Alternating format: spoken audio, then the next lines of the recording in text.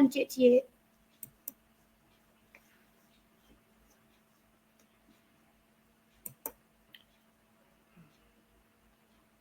Bismillahirrahmanirrahim. Assalamualaikum warahmatullahi wabarakatuh.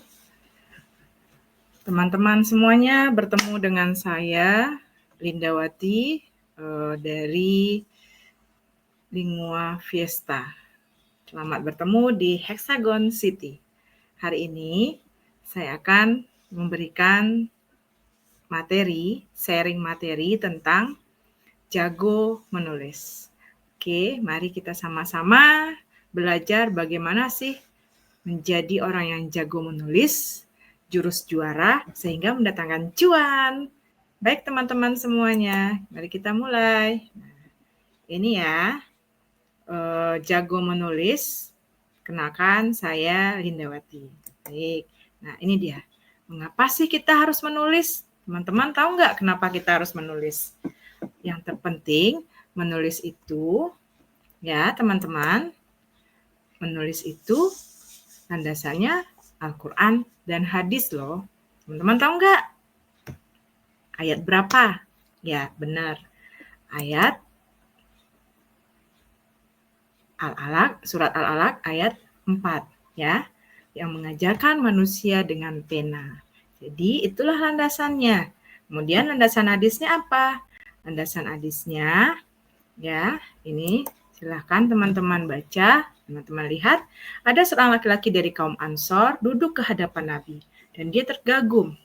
Rasulullah SAW lalu mendengarkan hadis dari Nabi. Dia tergagum, tapi dia tidak dapat menghafalnya, maka dia mengadu dan berkata, "Wahai Rasulullah, sesungguhnya aku kagum kepadamu, mendengar nasihat darimu dan hadis tersebut membuat aku tergagum-kagum. Akan tetapi, aku tidak dapat menghafalnya." Maka Rasulullah pun menjawab, "Gunakanlah bantuan dengan penamu, dengan kolam." Maka Rasulullah tangan kananmu seraya memberikan isyarat dengan tangannya untuk menulis. Jadi, ketika kita ingin segala sesuatu yang kita ingat, yang kita dengar, agar dia menjadi kita ingat, maka dengan menulis, otomatis semuanya bisa kita lakukan. Baik teman-teman, kita selanjutnya, Bapak dan Ibu, teman-teman semua, selanjutnya adalah apa sih itu menulis? Nah, ini nih menulis. Menulis adalah suatu aktivitas menuangkan pikiran secara sistematis, ya. Kemudian dalam bentuk tertulis, atau bisa juga disebut dengan kegiatan memikirkan, menggali informasi, menggali perasaan, ya, yang rasanya perasaannya sedang tidak bahagia, udah digali aja, kita bikin tulisan sehingga kita menjadi bahagia gitu. Atau mungkin ada yang mau curhat, mau ide-idenya tidak diterima, udah silahkan. Artinya kita melakukan proses menulis. Kemudian apalagi mengembangkan suatu ide. Ya, kita punya ide nih. Daripada ide itu kita simpan sendiri, lebih bagus kita tuliskan, kita buat dalam bentuk tulisan. Jadi artinya menulis itu kegiatan memikirkan. Ada proses berpikir di sini. Kemudian kita menggali, dan setelah kita tahu apa yang mau kita tulis, kita pun akan mengembangkan menjadi suatu ide yang dikembangkan dalam bentuk tulisan. Seperti itu teman-teman. Oke, kita lanjut ya. Nah, terus kenapa sih kita harus menulis? Teman-teman semuanya, menulis itu sangat penting. Kenapa ya penting? Karena menulis itu adalah kemampuan dasar manusia. Maksudnya apa ya kemampuan dasar manusia itu? Teman-teman semua, kalau teman-teman punya kemampuan menulis, otomatis kita kan sudah tahu tuh, dengan kita menulis, kita tadi mengeluarkan ide, mengeluarkan pemikiran. Itu yang kita lakukan.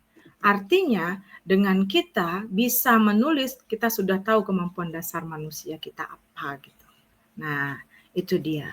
Jadi, kalau misalnya sehebat apapun kita, sepintar apapun kita, kalau kita tidak menulis apa yang ada dalam pikiran kita, maka kita tidak akan dikenal, kita tidak akan diketahui oleh orang. Kemudian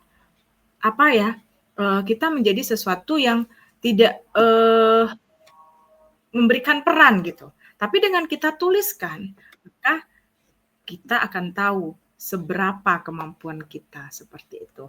Kemudian apalagi menjadi bukti sejarah. Teman-teman tahu kan Buya Hamka? Ayo, siapa yang sudah pernah baca buku Buya Hamka? Adakah di sini yang baca buku Buya Hamka, teman-teman? Ya, terima kasih Mbak Quraini Wardani sudah hadir ya. Jadi ketika kita melihat Buya Hamka, kita hanya melihat dari segi tulisannya. Kita nggak pernah ketemu dengan Buya Hamka.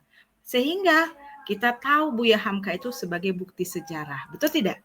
Kita bisa melihat Buya Hamka, mendengar Buya Hamka, merasakan apa yang dirasakan oleh Buya Hamka melalui tulisannya. Makanya menjadi bukti sejarah seperti itu. Bagaimana kecintaan Buya Hamka terhadap kampungnya, bagaimana perjuangan Buya Hamka, sementara kita tidak pernah bertemu dengan beliau. Nah, itu yang menjadi bukti sejarah seperti itu. Kemudian apalagi ketika tulisan kita itu membuat orang lain bahagia, membuat orang lain tercerahkan, membuat orang lain bisa dari yang dia tidak tahu menjadi tahu, berarti tulisan itu memberi manfaat pada orang lain. Nah, sehingga itu menjadi penting. Sementara kita kan bisa menjadikan tulisan itu sebagai ladang amal kita, sebagai ladang ibadah kita. Ya, seperti Buya Hamka aja lah contohnya. Dengan tafsir Al-Azharnya, semua orang membaca itu. Bagaimana pahalanya yang mengalir. Sudahlah sebagai bukti sejarah, kemudian memberikan manfaat pada orang lain, itu sangat luar biasa sekali. Kemudian apalagi? Sebagai sarana komunikasi. Begitu banyak kita yang menulis, begitu banyak orang-orang yang menulis untuk menyuarakan sesuatu. Contoh saja, ketika kita menyuarakan sesuatu yang tidak sesuai dengan apa yang terjadi saat ini, ketika kita menyuarakan tentang keadilan, dan otomatis itu akan menjadi sarana komunikasi kita. Kemudian apalagi? Bukti keahlian kita. Oke, benar Mbak Feby, bagi menulis itu terapi dan meningkatkan konsentrasi. Luar biasa sekali. Memang seperti itu. Kalau kita menulis, kita memang harus menjadikan itu terapi dan meningkatkan konsentrasi kita. Nah, kemudian bukti keahlian kita. Artinya, ketika kita menulis, orang akan tahu kita ahli nih. Tapi kalau kita tidak menulis, orang tidak akan tahu ahli. Apa keahlian kita? Keahlian kita misalnya adalah di bidang kedokteran, oke, di bidang kesehatan. Nah, itu otomatis orang akan, sehingga ketika kita punya keahlian, kemudian kita tuliskan, itu luar biasa sekali teman-teman semuanya. Sehingga itu juga akan menjadi sesuatu yang bermanfaat bagi orang lain. Kemudian apalagi? Meningkatkan konsentrasi. Benar, itu yang sama yang dilakukan oleh Mbak Feby ya. Meningkatkan konsentrasi. Ketika kita tidak ingin orang mengganggu kita, betul tidak? Kita hanya fokus kepada tulisan kita, sehingga kita betul-betul konsentrasi. Kita hanya melihat kepada satu titik, seperti itu. Dan selanjutnya, menulis itu adalah terapi kesehatan. Bagaimana ketika jiwa kita labil, ketika kita sedih, ketika kita bahagia, ketika itu semua kita tuliskan, semua terasa plong, semua tidak menjadi beban. Nah, otomatis dengan menulis itu menjadikan kita sehat gitu. Nah, ada yang orang sengaja menulis untuk kesehatannya. Ketika mentalnya bermasalah, dia menulis itu menjadi sesuatu yang luar biasa. Bagus sekali Mbak Feby, karena menulis adalah terapi dan meningkatkan konsentrasi. Sehingga itulah menjadikan menulis itu penting. Nah, kita bagian yang mana? Apakah kita sebagai bukti sejarah nanti tulisan kita itu memberi manfaat pada orang lain, komunikasikah, atau bukti kalau kita punya kemampuan, kita keahlian, dan itu yang berhubungan dengan diri kita sendiri, meningkatkan konsentrasi dan terapi kesehatan. Oke, kita lanjut ya. Makasih teman-teman yang sudah hadir pada kegiatan Hexagon University yang HCCP hari ini. Nah, ini dia yang menjadi kenapa sih kita harus jago? Ayo teman-teman, tahu nggak apa itu jago? Nah, konotasinya hebat, pandai, betul tidak? Tapi sesungguhnya jago di sini akronim. Nah, Akronim apa? Akronim bagaimana kita harus jajaki, amati, gali, orbit. Antuh, jajaki, amati, gali, dan orbitkan. Ayo, kita lihat ya sama-sama. Nah, ini jajaki. Oke, teman-teman semuanya, kita jajaki. Kita mau nulis apa sih? Apakah kita mau nulis fiksi atau menulis non-fiksi? Ya, teman-teman, tulisan fiksi itu apa? Tulisan fiksi itu tulisan yang dekatnya ke imajinasi. Kalau misalnya kita kelompokkan, maka fiksi itu adalah karya-karya sastra. Apakah itu puisi, cerpen, novel, itu masuk ranahnya ke fiksi. Nah, kita jajaki, kita mau nulis apa dulu nih? Apakah kita nulis fiksi? Dan non-fiksi, apa sih itu non-fiksi? Itu yang berkaitan dengan di luar imajinasi, tidak berhubungan dengan imajinasi. Ada data dan fakta, buku-buku yang berhubungan dengan artikel, buku-buku yang berhubungan dengan ilmiah, itu bisa masuk ke non-fiksi. Nah, kita jajaki nih, kita kemampuan kita di bagian mana sih? Apakah saya menjajaki ingin menulis fiksi atau non-fiksi? Fokus kita di mana? Atau boleh dua-duanya? Dan kita harus menentukan tujuannya dulu. Siapa segmen pembaca kita? Genrenya apa? Genre tadi itu apakah sastra, apakah cerpen, apakah puisi, apakah novel, kemudian segmen pembacanya bagaimana. Itu juga harus kita jajaki. Kalau pembaca kita remaja, otomatis tentu kita menggunakan bahasa remaja dong. Kalau membuat segmen kita pembaca kita anak-anak, berarti kita pun harus membuat cerita yang berhubungan dengan bahasa anak-anak dan tidak bisa kita gabungkan. Nah, kalau misalnya segmen kita bahasanya juga tentu bahasa yang sesuai yang dipahami oleh masyarakat umum. Nah, kemudian setelah kita tahu kita ingin membuat fiksi atau non-fiksi dan tahu segmen pembaca kita, tujuan kita menulis itu untuk apa, barulah kita tentukan topik. Topik kita apa? Ide yang mau kita tulis itu apa? Seperti itu. Oke, lanjut. Nah, selanjutnya ini ya. Selanjutnya tadi kan jago. Tadi jajaki, kemudian amati. Nah, sekarang oke, teman-teman, setelah kita menjajaki, setelah kita melakukan pemilihan mau bikin karya apa dalam bentuk fiksi dan non-fiksi, barulah kita membuat outline, barulah kita membuat kerangka-kerangka berpikir kita. Terus barulah kita tentukan materi yang dibutuhkan. Apa materi yang dibutuhkan untuk mendukung naskah yang kita buat tersebut. Seperti itu. Lanjut. Nah, ini lanjut selanjutnya. Adalah gali. Apa sih yang kita gali? Yaitu mengumpulkan bahan, materi, buku, survei lapangan. Artinya, kita mengumpulkan bahan, materi yang akan kita buat. Gitu ya, teman-teman ya. Jadi kita akan mengumpulkan bahannya. Apa sih buku yang akan kita tulis? Apa sih materi yang akan kita tulis? Otomatis kita akan kumpulkan bahan tersebut. Dan kemudian bahannya itu bisa berupa buku, bisa kita survei ke lapangan, itu yang kita lakukan teman-teman semuanya. Nah, kemudian apa lagi? Setelah kita menemukan bahan, kita ciptakan suasana. Kita ciptakan suasana yang membuat kita nyaman. Ya, kita ciptakan suasana kita untuk menulis. Dan itu tergantung kita. Kalau misalnya kita harus menulis dengan suasana yang tenang, maka kita carilah tempat yang membuat kita tenang, yang membuat kita ide-ide kita itu keluar, yang membuat kita merasa tenang dan bahagia dalam menyampaikan ide-ide kita tadi setelah kita menggali dari yang kita dapat. Sebab itu apalagi rileks dalam menuangkan ide. Teman, ketika kita menulis, berusahalah untuk rileks, berusahalah untuk enjoy, berusahalah untuk tenang. Karena apa? Karena ketika kita rileks, ketika kita tenang, kita dapat menuangkan ide kita sedemikian rupa. Seperti itu. Nah, selanjutnya, apalagi? Selanjutnya adalah, orbitkan. Nah, setelah tulisan kita selesai, teman-teman, Mbak-mbak semuanya, setelah tulisan kita, marilah kita publikasikan karya kita tersebut.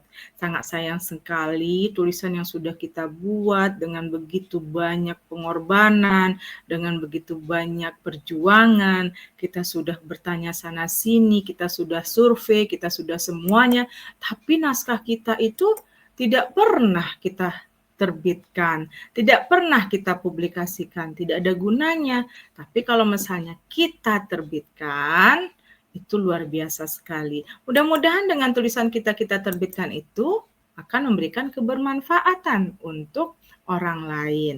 Nah, kemudian apa lagi? Setelah kita bisa mempublikasikan karya kita, jangan lupa kita manfaatkan media sosial untuk branding kita, agar orang tahu apa yang kita tulis. Dengan medsos tadi untuk personal branding itu salah satu untuk mempromosikan karya kita. Karena penerbit, media cetak atau media online akan melihat tuh seberapa kemampuan kita untuk memasarkan karya kita. Karena itu yang ditagihnya. Karena inilah zamannya sekarang. Zaman digital, otomatis kita memang harus bisa menjual karya kita itu, membranding karya kita itu di media sosial kita. Seperti itu.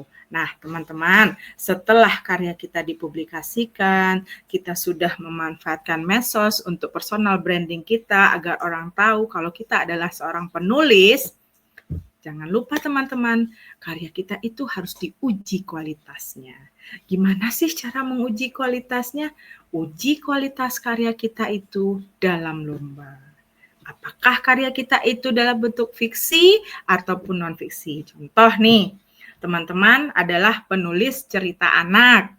Tapi teman-teman nggak pernah tuh ikut lomba. Sehingga teman-teman tidak tahu bagaimana kualitas karya teman-teman. Tapi kalau teman-teman ikut lomba, ketika tahun ini tidak lolos atau misalnya karya teman-teman tidak diterima, berarti itu harus ada perbaikan dengan kita. Gimana sih cara memperbaikinya? Kok iya tulisan saya nggak lolos kali ini? Gampang teman-teman, cara memperbaikinya bagaimana? Kita harus membaca karya-karya orang-orang yang sudah menang dalam lomba tersebut. Nah, kemudian teman-teman harus pahami, kita ini ketika mengikuti sebuah lomba, jadi kata kuncinya adalah apa? Tulislah segala sesuatu yang dekat dengan teman-teman. Apa yang dekat dengan teman-teman? Ya daerah teman-teman, ya lokalitas teman-teman. Kalau teman-teman ini seperti ini ya, misalnya ini, saya nih kan orang Payakumbuh, tapi saya nulisnya nanti tentang Jakarta. Otomatis ketika naskah itu muncul, dilihat oleh dewan juri, tentu dewan juri jadi gimana gitu kan, Kumbuh ceritanya tentang Jakarta, atau orang Payakumbuh ceritanya tentang Bali. Sementara tentu orang akan lebih respect ketika yang orang Jakarta atau orang Bali sendiri yang nulis karya. Nah, makanya ketika kita uji karya dalam lomba itu, jangan lupa dengan kita. Ketika kita sudah membuat sesuai dengan lokalitas kita, penasaran tuh juri. Apa sih lokalitas dari Payakumbuh? Apa sih lokalitas dari Sumatera Barat yang mau ditayangkan, yang mau diceritakan? Itu yang akan menjadi kemampuan kita dilihat oleh orang dalam segi menulis. Nah, kemudian satu lagi teman-teman, carilah apa itu yang dicari? Carilah ide-ide yang unik. Kalau teman-teman punya ide yang unik, yang tidak pasaran, maka itu akan menjadikan nilai jual ketika teman-teman mengikuti lomba. Tadi sesuai dengan lokalitas. Kemudian apalagi? Unik. Kalau karya kita itu unik, kalau karya kita itu berbeda, maka dia akan menjadi sesuatu yang menarik bagi pembaca kita dan terutama bagi dewan juri ketika kita mengikuti karya. Nah, teman-teman tahu nggak?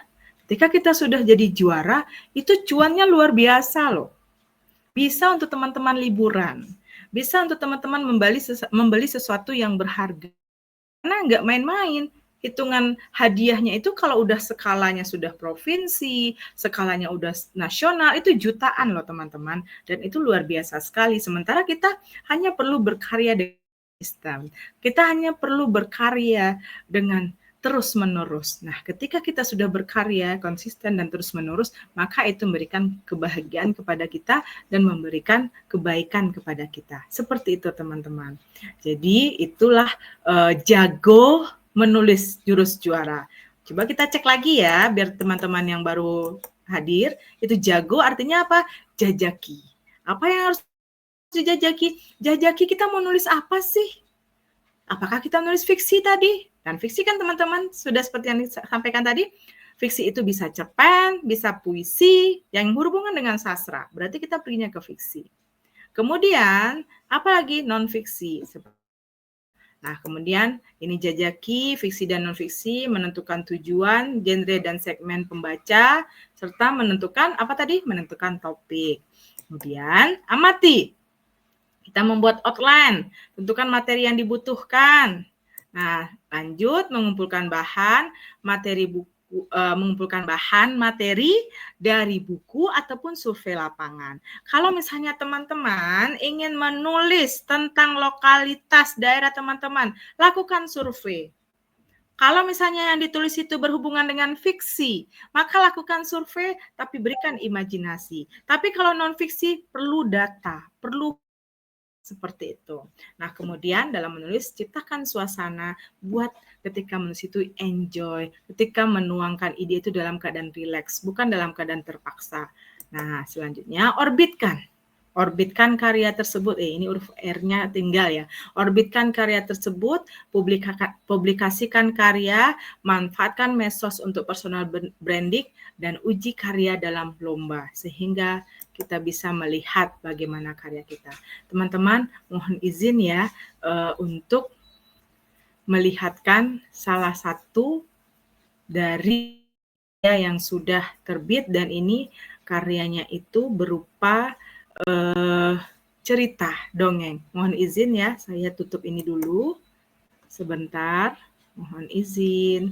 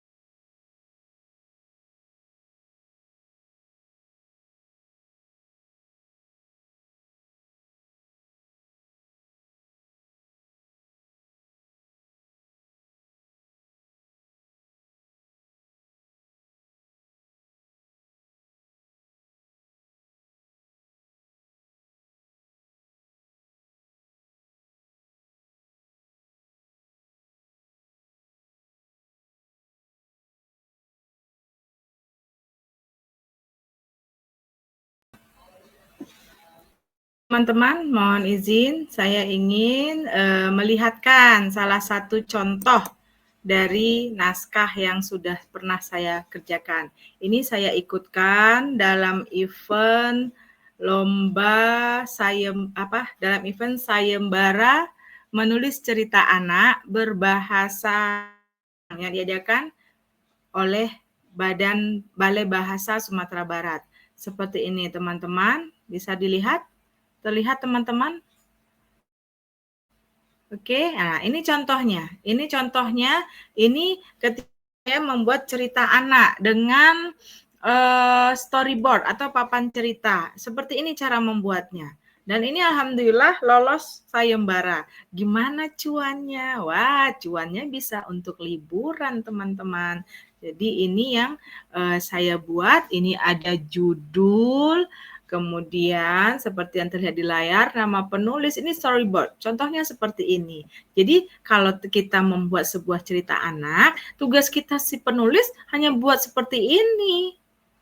Nggak susah, tapi nanti setelah kita selesai, nah ini di WAG, oke boleh Mbak Feby, siap, nanti akan contoh storyboardnya di WAG, siap, akan diberikan. Nah ini dia storyboard yang sudah pernah lolos di sayembara kemarin. Ini Joda Anjuang, Jodah Anduang, dan ini lagi proses cetak lagi. Jadi tugas kita sebagai penulis, kita hanya membuat storyboard saja. Nanti tugas selanjutnya adalah tugas ilustrator, karena saya sudah memilih nih naskah yang adalah naskah fiksi, yang segmen pembacanya siapa? Segmen pembacanya adalah anak-anak. Jadi ini jenjang B2 dan B1 gitu kan. Nah, seperti ini saja. Selesai. Sudah seperti itu saja. Cuman 2 halaman kan? Nah, seperti ini saja. Otomatis dalam cerita ini tergambarkan bagaimananya. Nah, seperti ini storyboard yang sudah saya teman-teman semuanya. Itu salah satu contoh. Oke, sebentar saya lihatkan juga yang video yang sudah ada tentang cerita saya yang lolos lomba menulis di cerdas berkarakter, masih cerita anak. Jadi saya tahun ini fokusnya menulis cerita anak. Cerita anak itu sedang booming dan sedang digalak pemerintah, apalagi dengan adanya GLN, Gerakan Literasi Nasional. Maka untuk melatih itu semua, kita harus banyak mengikuti event-event. Walaupun menurut saya itu sesuatu yang gimana gitu, kita ikut lomba dan segala macam, nggak masalah. Yang jelas saya jujur saja ini baru perdana saya menang. Sementara sebelum-sebelumnya karya-karya yang saya kirimkan nggak pernah gitu. Karena itu tadi, kita mau nggak, kita konsisten nggak dalam menulis. Sebentar ya, saya izin tutup ini lagi. Saya coba cari yang lain, sebentar.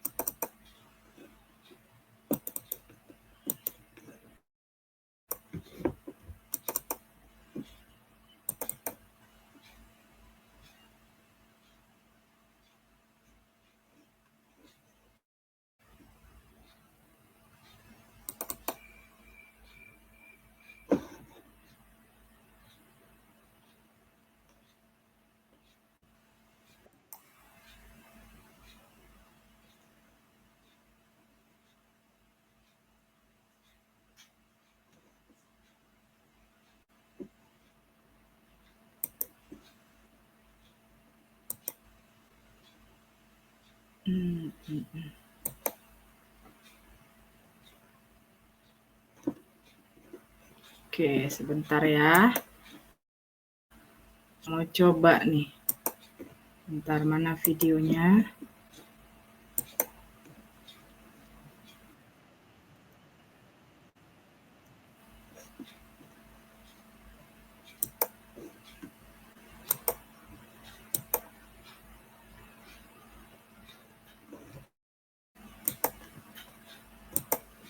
Oke, ini teman-teman sudah terlihat? Sudah terlihat? Oke.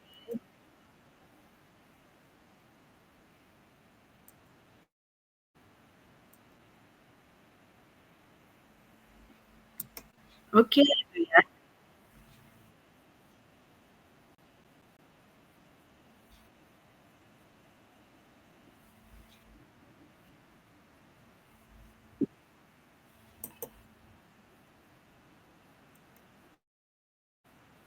Oke.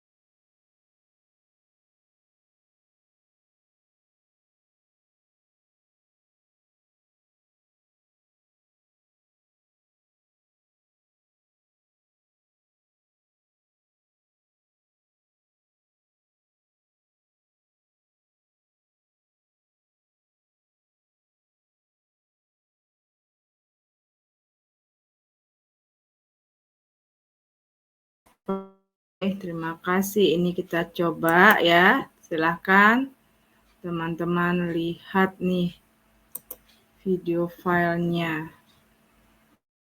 Ya, sebentar. Nah, nih.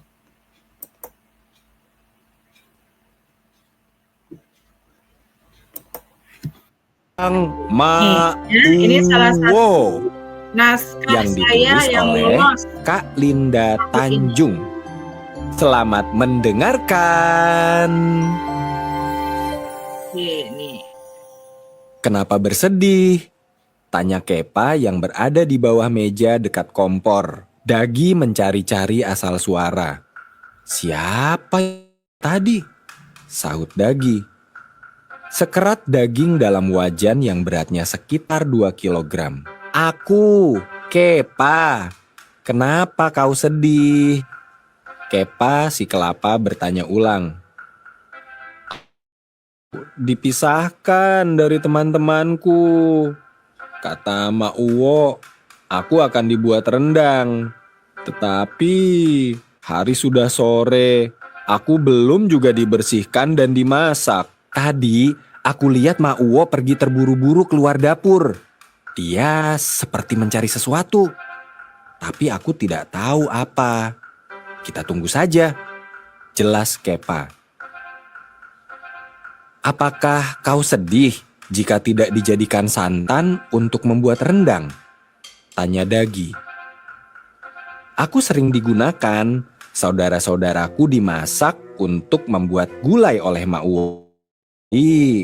Aku tidak perlu sedih, ucap Kepa. Apa itu yang ribut dari tadi? Tanya Baput pada kembarannya Bamer. Mereka terbangun mendengar pembicaraan di dapur. Baput, Putih, dan Bamer si bawang merah selalu bersama-sama. Dagi dan Kepa membicarakan Mak Uwo yang belum juga memasak rendang. Jawab Bamer. Kau tidak perlu sedih. Mak Uwo memasak rendang untuk menyambut kedatangan cucu-cucunya dari kota. Mereka akan berlebaran di rumah ini. Bamer menghibur Dagi. Di tengah perbincangan mereka, tiba-tiba Mak Uwo muncul dari balik pintu. Mak Uwo membawa sekeranjang bumbu.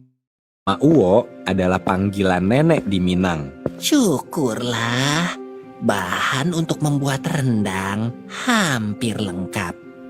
Tinggal kacang rendang yang belum ada, kata Mak Uwo. Hore!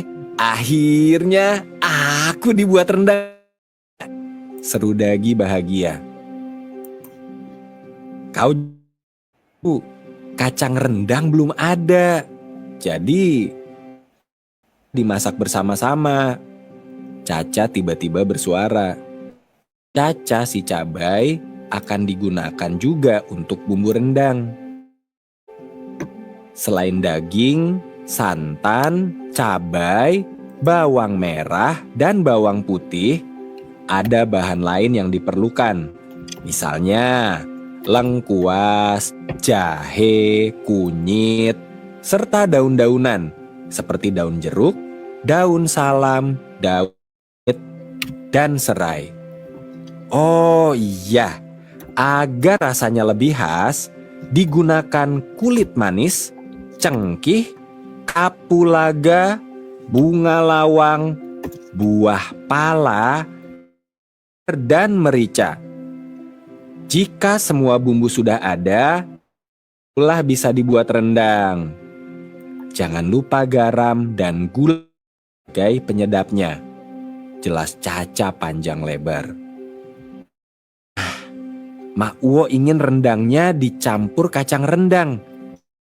Dia suka sekali makan daging rendang dicampur kacang merah atau putih. Berarti kita harus sabar menunggu kacang rendang. Nanti baru kita bergotong royong membantu Mak Uwo meracik semua bumbu agar menjadi rendang yang lezat. Begitukah? Tanya Dagi. Ya Dagi, kita tunggu saja, saran Caca. Tahukah kalian bagaimana rendang dibuat pertama kali di negeri Minang? Tanya Kepa. Wah, bagaimana ceritanya? Bumbu-bumbu yang ada dalam keranjang Mak Uwo keluar. Penasaran ingin mendengarkan sejarah rendang. Kisah ini berawal saat seorang raja mengadakan lomba memasak daging. Masakan itu akan menjadi bekal putra raja merantau menuntut ilmu. Semua ahli masak di kerajaan berlomba-lomba memasak daging. Masing-masing ingin menjadi pemenang dan mendapatkan hadiah seekor kerbau paling mahal. Kepa memulai cerita dengan bersemangat, sedangkan para pendengarnya terdiam, menyimak. Terus, tanya Dagi. Marni mengikuti lomba itu. Dia dan ibunya membeli daging di pasar dari hasil menjual padi. Saat itu, uang mereka tinggal sedikit dan tidak cukup untuk membayar upah membajak sawah. Mereka memerlukan hadiah kerbau untuk membajak sawah. Kepa diam sejenak. Suasana hening. Lalu, Kepa meneruskan ceritanya. Marni dan ibunya mengolah daging sapi menggunakan santan, cabai, dan bumbu-bumbu yang ada di sekitar rumah. Namun, saat memasak, Marni tertidur. Terciumlah bau hangus dari masakannya. Semua orang menertawakan Marni. Mana mungkin masak terasa lezat, Marni? Ejek peserta lain. Meskipun masakannya hangus, Marni mencium aroma yang sedap. Marni dan daging dengan sabar. Sampai akhirnya daging itu berwarna hitam. Apakah Marni mencicipi daging itu? Lanjut Kepa. Apakah masakannya enak? Tanya Caca penasaran. Marni tidak berani mencicipi masakannya. Dia takut rasanya mengecewakan. Tak mau menghidangkan masakannya kepada juri istana. Sang ibu meyakinkan Marni. Masakannya enak. Akhirnya Marni berani menyerahkannya. Masakan Marni lantas dicoba oleh pangeran. Ternyata dia sangat suka. Marni pun menjadi pemenang dan mendapatkan hadiah kerbau. Nah, masakan Marni itu dinamakan rendang. Berasal kata marandang. Sang pangeran membawa rendang buatan Marni bepergian. Selama di perjalanan, rendang Marni masih enak dimakan. Ketika pulang merantau, sang pangeran mempersunting Marni karena suka dengan masakannya. Begitu ceritanya. Tutur Kepa. Keberhasilan masakan rendang Marni sebenarnya karena kerjasama semua bumbu dan kepandaian memasak daging. Kesabaran Marni? Tanya Baput. Benar sekali. Dagi tidak akan menjadi rendang yang lezat tanpa bantuan kami. Jawab Kepa dengan tersenyum. Agar lebih lezat, dan bisa dinikmati semua orang, Mak Uwo mencampurnya dengan kacang rendang. Semoga Mak Uwo dapat menemukan kacang rendangnya ya. Dagi bahagia melihat semua temannya mendukung. Akhirnya ketemu juga kacang rendang ini. Rahmi, bantu Mak Uwo masak rendang lagi. Panggil Mak Uwo pada Rahmi, cucu yang menemaninya tinggal di rumah. Mak langsung pergi ke dapur. Ya, Mak Uwo. Rahmi segera membersihkan daging. Sementara Mak Uwo menyiapkan bumbu lain yang diambil dari keranjang. Dagi tersenyum. Ia memandangi teman-temannya yang akan dimasak menjadi rendang yang lezat.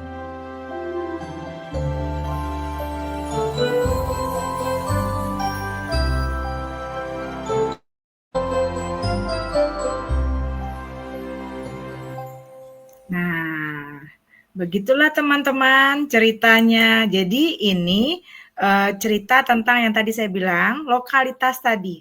Kalau kita membuat sebuah naskah, apakah itu kalau kita konsennya nih ke fiksi, kan tadi kita sudah katakan jajaki, kita konsentrasinya ke fiksi gitu. Nah, fiksinya apa? Apakah cerita anak, atau cerpen remaja, atau novel? Saya sekarang tahun ini fokusnya untuk melatih kemampuan saya dalam cerita anak. Alhamdulillah ini salah satu dongeng yang saya ikutkan pada event menulis dongeng ya, untuk menulis dongeng berdasarkan profil pelajar Pancasila. Nah, di dalam dongeng itu, yang di profil pelajar Pancasila itu salah satunya ada gotong royong. Maka lah cerpen yang ada temanya, dongeng yang ada temanya dengan gotong royong. Apa ya yang harus saya buat yang berhubungan dengan gotong royong? Maka teringat tuh, karena saya sekali lagi saya orang Sumber, saya orang tinggal di Payakumbuh. Hal yang menarik yang akan dibaca oleh orang adalah tentang khazanah lokalitas saya. Apa itu? Saya ingin fokus ke kuliner. Nah, kuliner yang saya bahas ini adalah rendang. Rendang itu tidak akan menjadi rendang yang lezat, tidak akan menjadi makanan terlezat di dunia kalau tidak ada unsur gotong royong di dalamnya. Dan di dalam cerita itu saya tidak mau menceritakan tentang gotong royong, tapi bagaimana proses gotong royong itu terjadi sehingga rendang itu ada. Dan ini pola pemikiran anak-anak yang kita masukkan. Seperti itu. Ya, itu tentang bagaimana kita harus jago menulis sehingga ketika kita jago menulis, maka tulisan kita akan menjadi juara dan menghasilkan cuan. Teman-teman semuanya. Oke, terima kasih untuk Mbak Feby yang sudah memantau dari tadi, kemudian juga Mbak Rekian Nur ya. Ini Bapak atau Ibu atau Mbak ya, Rekian Nur, masih tantangan buat saya nih untuk menulis. Menulis itu hanya 3 syaratnya. Apa itu? Yang pertama adalah menulis. Yang kedua adalah menulis. Dan yang ketiga juga tulis. Cobalah selalu menulis. Terus gimana sih agar saya bisa menulis? Pertama lakukan ketika kita punya ide, gunakan otak dulu. Maksudnya gimana? Mungkin Mbak Rekian ketika akan menulis itu otak kirinya tetap aktif. Sehingga baru paragraf atau bikin satu kalimat, ini kayaknya nggak bagus nih. Kata-katanya salah nih.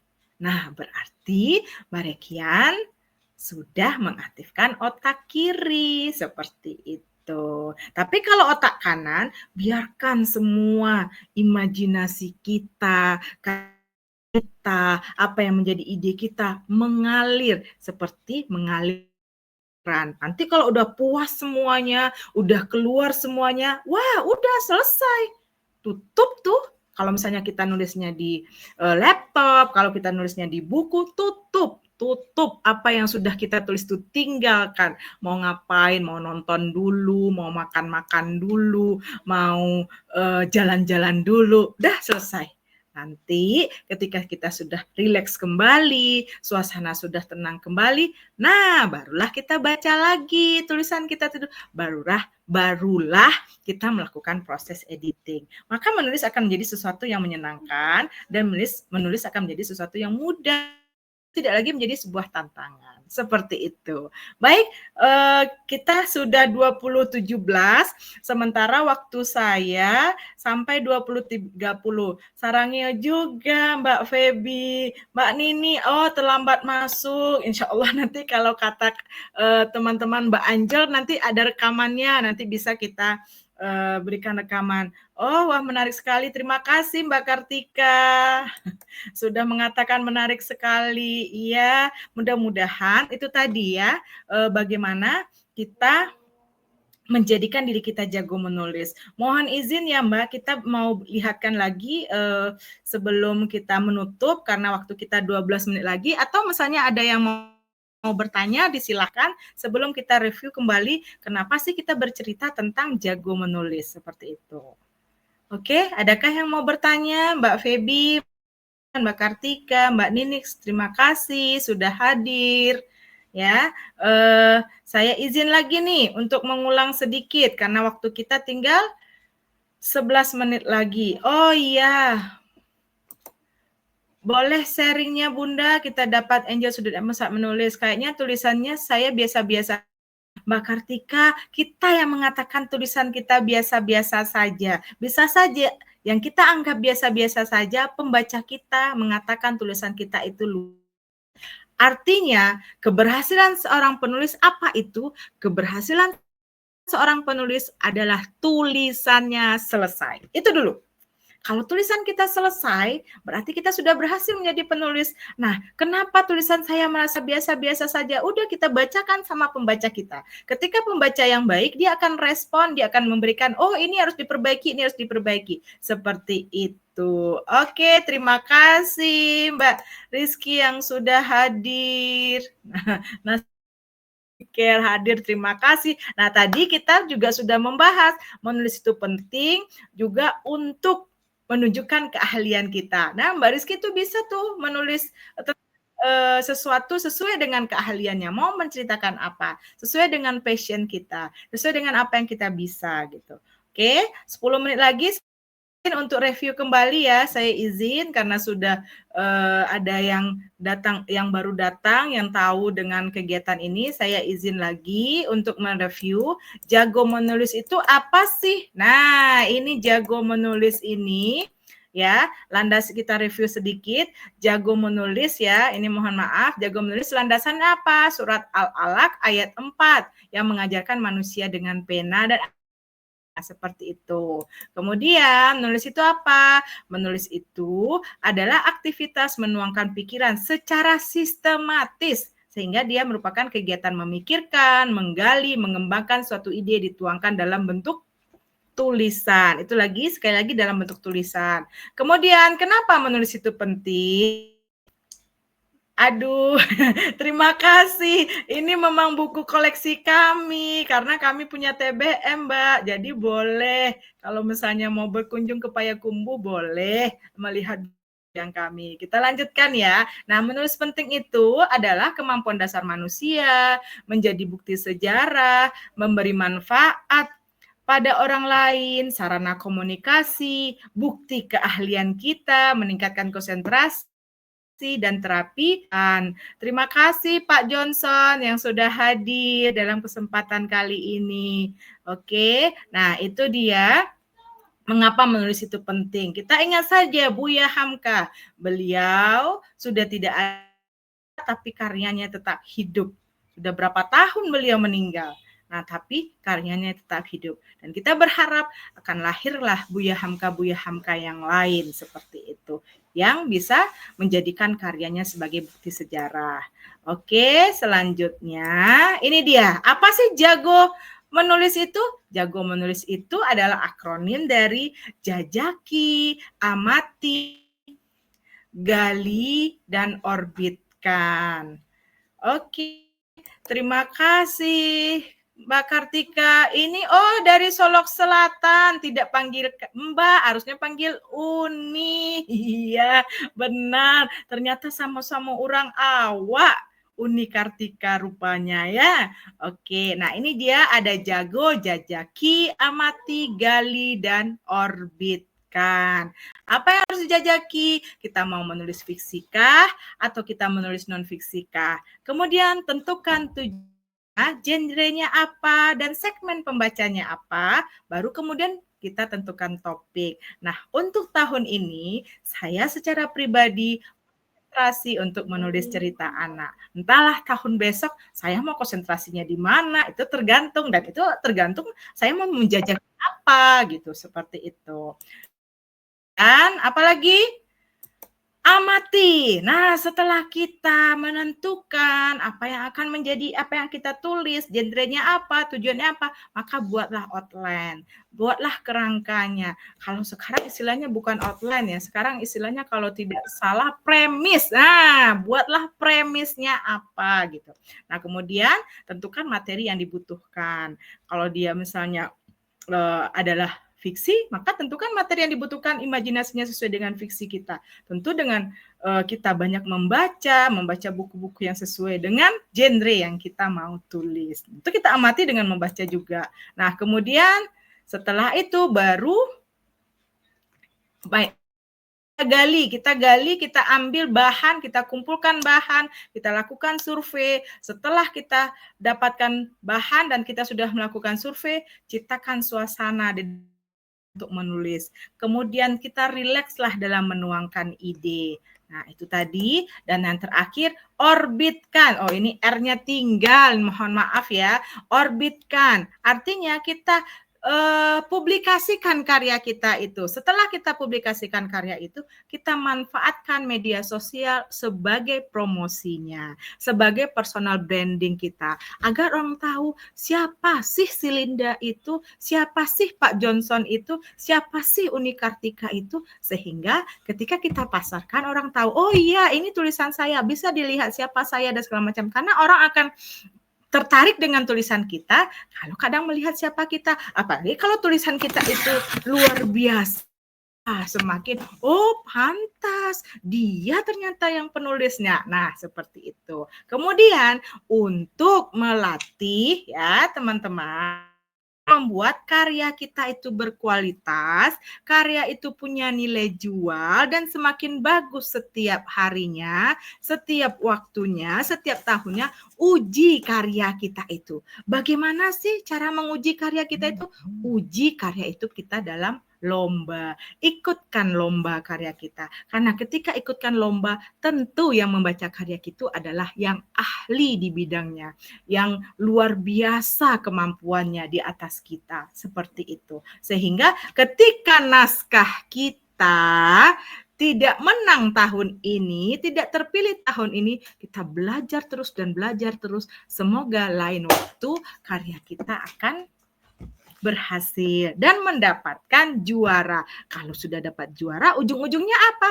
Cuan, kita dapat duit. Dan otomatis dengan dapat duit tadi, itu akan semakin membuat kita semangat untuk menulis. Karena menulis itu menghasilkan, menulis itu menjadikan kita kaya.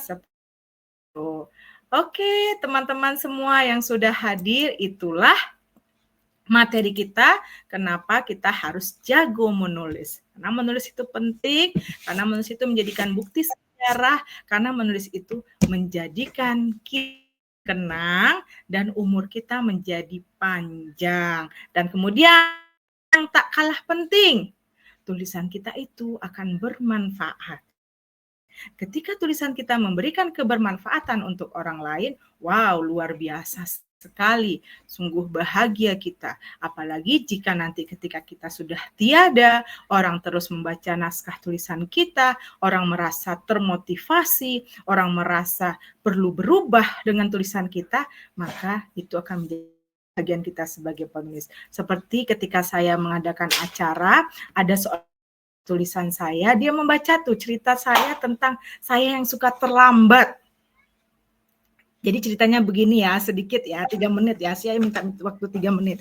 Ceritanya begini, saya membuat cerita tentang saya selalu terlambat. Saya selalu terlambat, pernah suatu kali saya terlambat oleh dosen yang saya sukai, oleh dosen yang saya idolakan. Terus apa kata dosen tersebut? Pertama saya diizinkannya masuk, yang kedua diizinkan masuk, yang ketiga dia nggak marah, dosen itu nggak marah dengan keterlambatan saya. Tapi apa yang dia katakan? Linda, kamu selalu terlambat dengan bahasa Inggris. You are always late.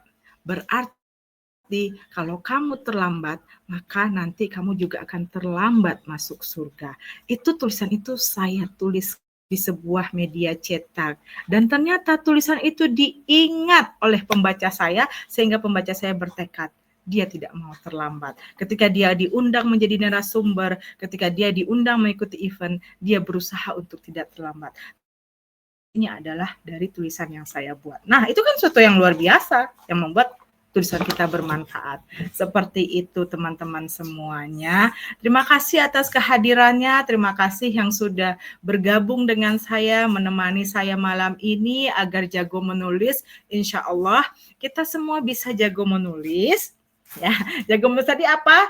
Jajaki, amati, gali, orbitkan. Oke, apa yang kita jajaki? Kita jajaki apa?